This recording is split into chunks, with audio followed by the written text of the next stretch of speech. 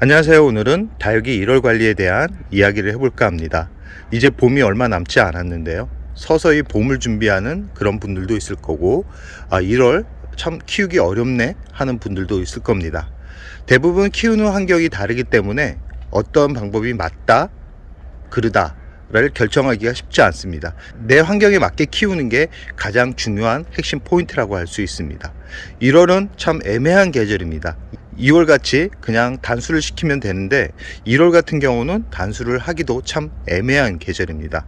저쪽에 보이는 두들레아 같은 경우는 지난주에 물을 주고 갔는데 이렇게 얼굴을 보시면 아시겠지만 물을 흡수한 그런 얼굴을 보여주고 있습니다. 이 두들레아 같은 경우는 1월이 정말 잘 자라는 계절이라고 할 수 있는데요. 그러다 보니까 하영종과 동영종을 잘 모르시는 분들 같은 경우는 동일하게 물을 주었다가 결국은 뿌리가 썩거나 무름병이 와서 죽는 식물이 발생하기도 합니다. 그래서 대부분 1월에는 동영종과 하영종으로 나눠서 물을 주셔야 되고, 우리 집 환경이 햇살이 많이 드는지 아니면 햇살이 많이 들지 않는지, 그리고 환기를 자주 시켜주는지 환기를 자주 안 시켜주는지에 따라서 물주기와 관리 방법이 달라진다라는 말씀을 드리고 싶습니다. 지금 영상에 보이는 얼굴에 뽀얀 백분이 이렇게 묻어나는 그런 다육이들은 대부분 두들레아라는 품종입니다. 이 두들레아 같은 경우는 성장을 아주 잘하는, 겨울에 아주 성장을 하는 그런 다육이라고 할 수 있고요. 분지를 통해서 번식을 하는 그런 품종이라서 이 성장하는 모습, 자구를 번식하는 모습이 참 재밌는 다육이라고 할 수 있습니다. 지금 화이트 그린이 같은 경우도 지난주에 물을 주고 갔는데 100% 물을 끌어올린 모습을 보여주고 있고요.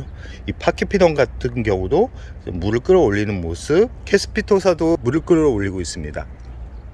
저 뒤쪽에 있는 방울복랑금 같은 경우도 동영종에 가까운 그런 식물이라고 할 수 있기 때문에 물을 주면서 키우면 이렇게 통통한 얼굴을 이렇게 마음껏 감상할 수 있습니다. 어떤가요? 이쁘지 않나요? 이렇게 방울복랑금도 겨울에 자란다는 말씀을 드리고 싶고요.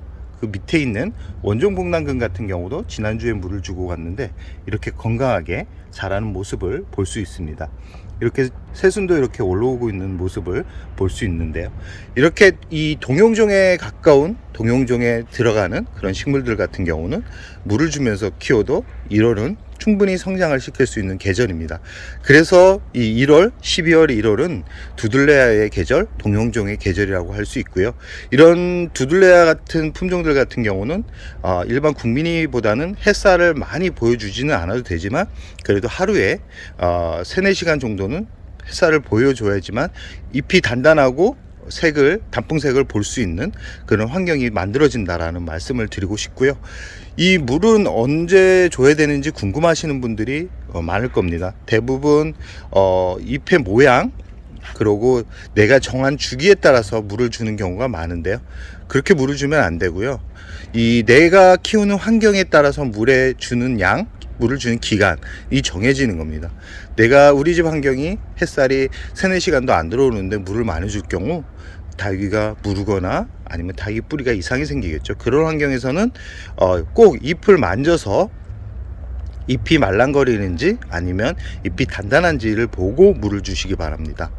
보통 물이 부족하면 잎이 말랑거리겠죠. 그때 물을 주면 거의 실패할 확률이 적습니다. 그러나 성장을 제대로 시키지 못한다라는 그런 스트레스 때문에 일부러 물이 필요하지 않는데도 물을 주시는 분들이 있는데 결과적으로 따져보면 안 좋은 결과가 나타납니다.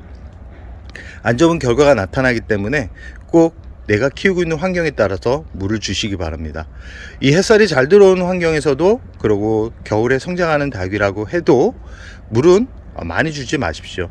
보통 이런 저 같은 경우는 이 화분이 다 큽니다. 대품 화분이기 때문에 머그컵 2잔 정도는 주지만 대부분 이렇게 작은 화분에서 키울 겁니다. 15cm 정도 이하의 화분 같은 경우는 머그컵 최대 반잔, 3분의 1이면 충분하다는 말씀을 드리고 싶습니다.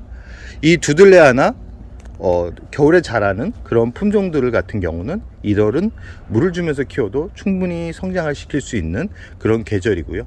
그 반대로 이 하영종, 봄, 가을에 성장을 하는, 그리고 11월까지 성장하는 국민이 같은 경우는 물을 주기가 참 애매한 계절입니다.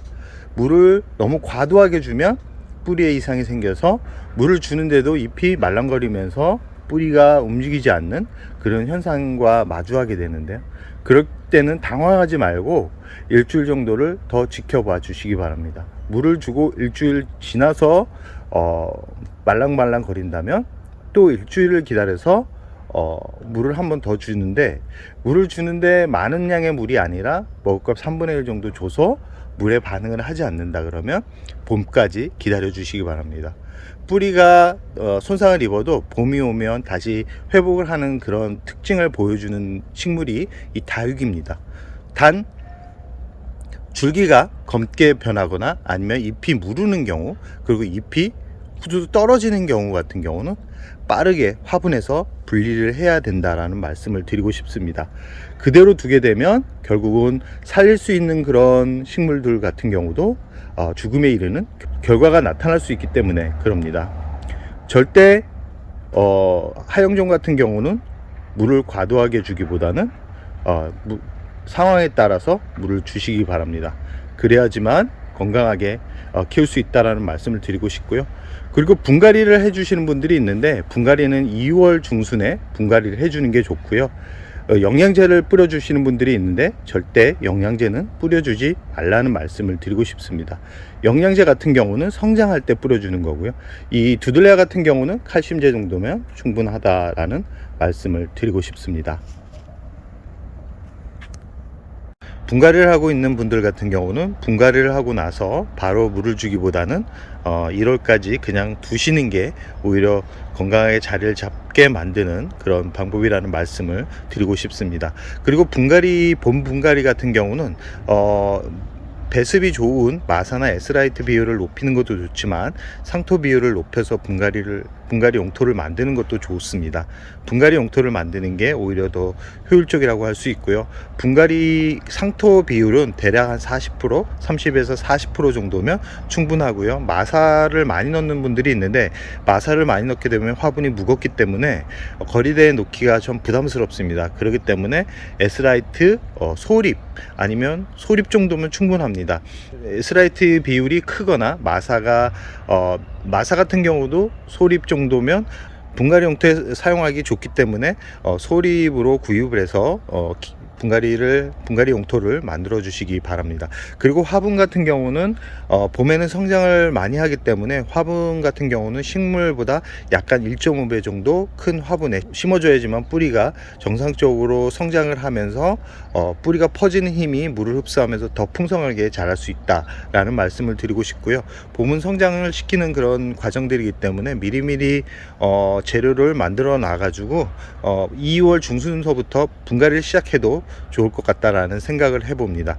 2월 같은 경우는 다육식물을 그냥 보시기만 하고 건드리지 않는 게 좋습니다. 그리고 2월 중순부터 분갈이를 하면서 서서히 자리를 잡아가면서 봄을 준비하는 게 좋을 것 같다라는 생각을 하면서 오늘의 영상을 여기서 마무리할까 합니다.